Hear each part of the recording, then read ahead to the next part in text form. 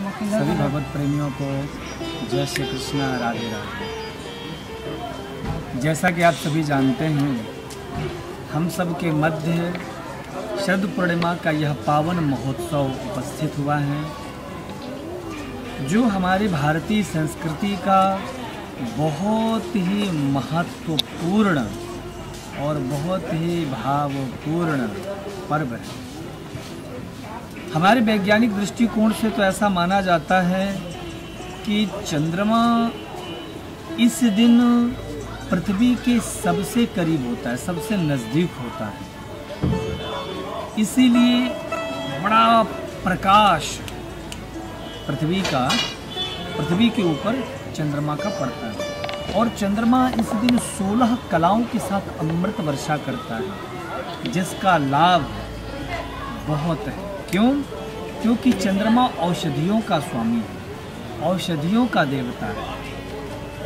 इसलिए जिनको तमाम प्रकार की बीमारियां हैं या समस्याएं हैं, वह इस दिन चंद्रमा का प्रकाश अपने ऊपर ग्रहण करते हैं। बहुत सारी साधक सिद्धियां प्राप्त करते हैं। दूसरी बात, शरद पूर्णिमा को रास पूर्णिमा भी कहा गया है। जैसा कि आप सभी जानते हैं, वृंदावन में हमारे ठाकुर श्री बांके बिहारी निधिवन में रास रचाते हैं, जहाँ पे भगवान भोलेनाथ भी, सारे देवी देवता भी गोपी रूप में वहाँ पर उपस्थित होते हैं। ऐसी बड़ी पावन महिमा है शरद पूर्णिमा की। इसमें चंद्रमा की बड़ी महिमा मानी गई है, क्योंकि चंद्रमा इस दिन बड़ा प्रसन्न रहता है, और प्रसन्न होकर के महाराज अमृत की वर्षा करता। और ऐसे कई जगह वर्णन भी है कि रावण उन सबको एकत्रित करके अपने नाभि में रख लेता था, और इसका भेद केवल विभीषण ही जानते हैं। तो ऐसी बहुत सारी लोक प्रचलित कथाएं हैं,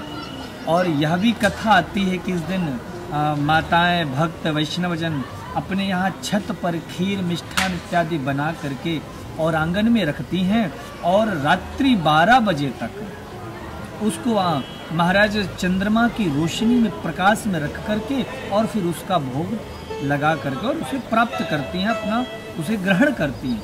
इससे बहुत सारी बीमारियां इत्यादि दूर होती हैं। दूसरी बात, चंद्रमा मन का स्वामी माना गया है। चंद्रमा यदि संतुष्ट होता है या पक्ष में रहता है, तो ऐसे व्यक्तियों का मन विचलित नहीं होता।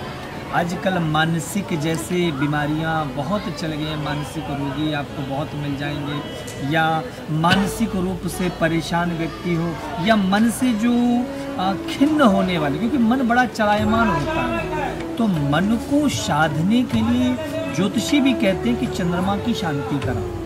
तो चंद्रमा का भी पूजन अर्चन वंदन होता है, साथ साथ ठाकुर जी का, हमारे श्री बांके बिहारी नारायण व शिव जी, इन सब की भी प्रसन्नता इससे जुड़ी हुई है, क्योंकि चंद्रमा भगवान शिव के शीश पर रहता है। भगवान शिव इतना प्रेम करते हैं चंद्रमा से।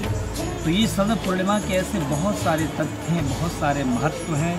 इन्हीं सब महत्वताओं को धारण करते हुए और ठाकुर जी का इस दिन खूब प्रेम से भजन करें, अर्चन करें। आज का दिन बहुत ही महत्वपूर्ण है, तो जितना हो सके ठाकुर जी का नाम, उनके गुणों की चर्चा, कीर्तन, भजन करें। कि कलयुग में साधकों के लिए सबसे सरल साधन प्रभु के पाने का यदि है, तो प्रभु का नाम ही है। कलयुग केवल नाम आधारा। तो आइए एक बार फिर से मैं सभी भगवत प्रेमियों को शरद पूर्णिमा की बहुत बहुत मंगलमय शुभकामनाएं प्रदान करता हूं। आपका जीवन स्वस्थ रहे, दीर्घायु रहे, और जीवन में आप पूर्णिमा की, चंद्रमा की तरह ही उत्तरोत्तर वृद्धि करते रहें। इसी कामना के साथ आप सभी साधकों को एक बार फिर से जय श्री कृष्णा, राधे राधे।